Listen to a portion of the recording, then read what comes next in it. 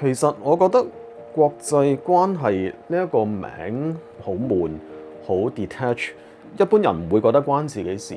最初我點解會讀呢一行呢？其實我唔係一個特別中意讀書嘅人。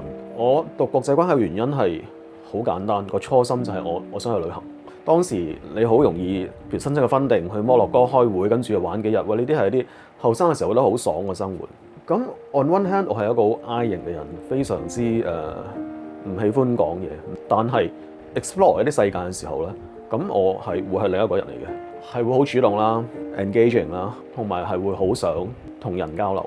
真心覺得入邊人嘅故事，認識呢個世界最大嘅關鍵嚟嘅。平時日常生活其實有好多人嘅故事，你係可以通過一個人去反映到好多唔同嘅人生，佢自己嘅國家、民族、背景，亦都9成9都唔係好 political 嘅故事。即係譬如話人都可以食住行啦，你都會飲嘢食嘢，你都會有平時日常嘅生活，當然亦都會有國仇家恨諸如此類。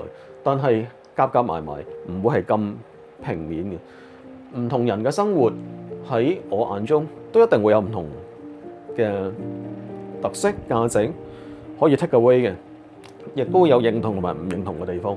翻到最後，你會諗到我自己嘅 reflection， 亦都係我自己嘅一啲人生同埋價值觀。即係呢個就係我嚟緊想做嘅 project。